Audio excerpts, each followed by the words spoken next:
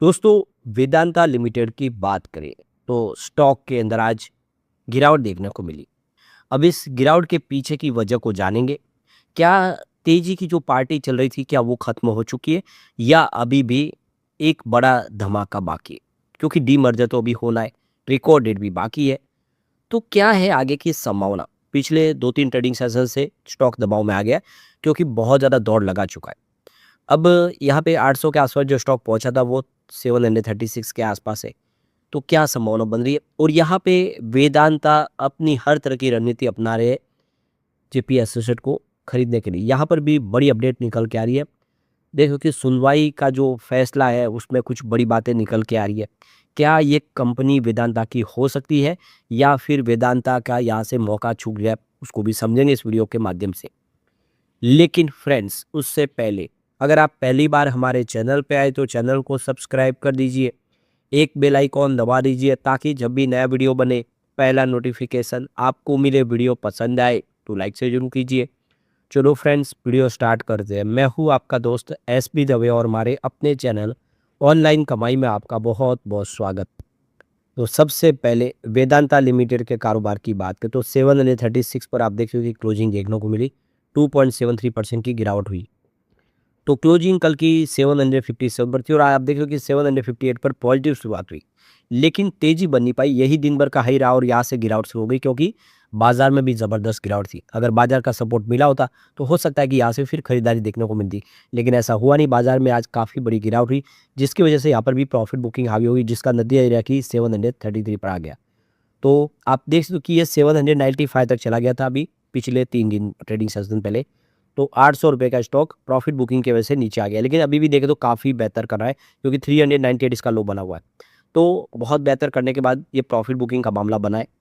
तो यहाँ पे वेदांता के डीमर्जर में एक बड़ी कहानी सामने निकल कर आई है। कमाई की दूसरी पारी शुरू हो सकती है। तो ये देखो कि वेदांता के डीमर्जर के बाद एक बड़ी कहानी सामने निकल कर आ रही है। एक्सपर्ट का कहना है कि वेदांता में आगे भी दम बाकी है।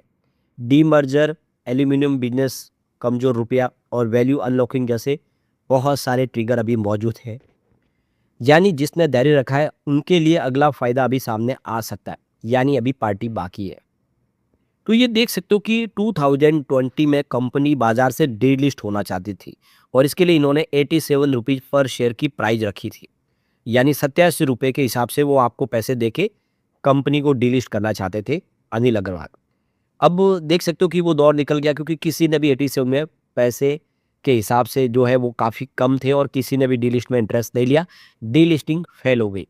अब वहाँ से 6 साल के अंदर शेयर जो है करीब 10 गुना चढ़ गया है। यानी जो 87 की प्राइस थी, अब आप देख ही सकते हो स्टॉक 800 तक पहुँच गया। इसका मतलब क्या है? कंपनी ने वैल्यू बनाई है, बाजार ने पहचाना है और निवेशकों को रिटर्न तगड़ा मिला है। तो कंपनी का बिजनेस बढ़ा, इसीलिए वो 87 रुपये तक के आसपास की जो प्राइस डिसाइड की गई थी वो स्टॉक 800 तक पहुंचा है। तो क्लियर है कि जिसने भी इसमें निवेश बनाए रखा उसको ज़बरदस्त फायदा हुआ। तो अब जो नया चैप्टर बाकी है वो है डीमर्जर। तो डीमर्जर बाजार के लिए एक बड़ा ट्रिगर माना जा रहा है।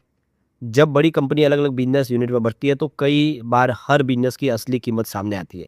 तो अभी पूरा का पूरा एक अम्ब्रेला के तहत बिजनेस था, तो हर बिजनेस अपने हिसाब से ताकत नहीं बता पा रहा था। अब हर कंपनी अपने हिसाब से ताकत बताएगी और ये प्राइस अलग अलग हिसाब से बढ़ेगी। तो आप समझ सकते हो कि आने वाला जो समय है वो निवेशकों के लिए फायदे का सौदा होगा।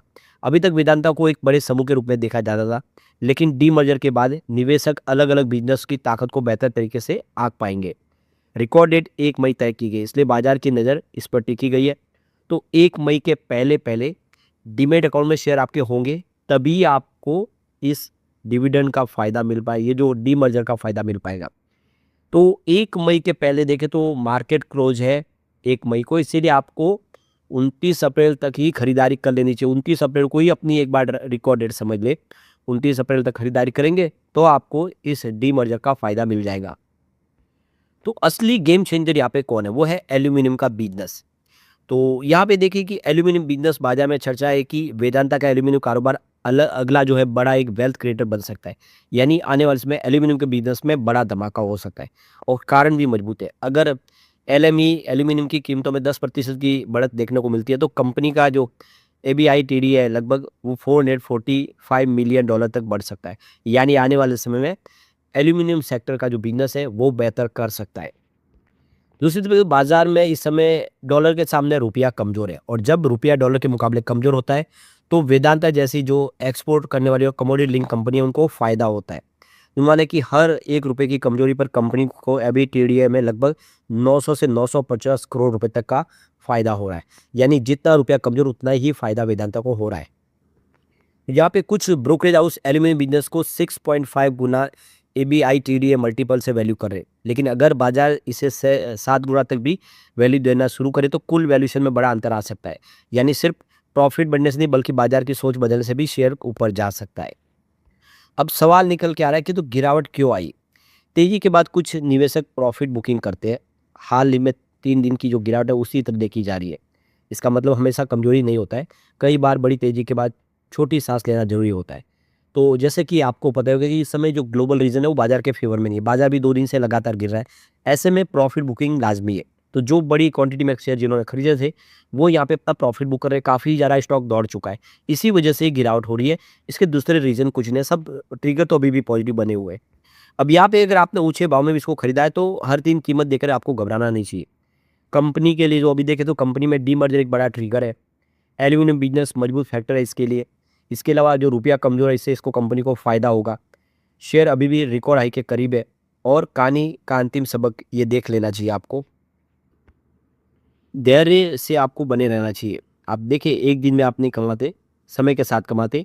वेदांता जिसने खरीदा है उसको आने वाले समय बेहतर फ़ायदा होगा। डीमर्जर का इंतज़ार करना चाहिए और आप देखिए कई बार ऐसा होता है कि बड़ा फ़ायदा नहीं मिलता तो शेयर आप समझते हो कि उसमें कुछ फ़ायदा नहीं लगा, ऐसा नहीं है।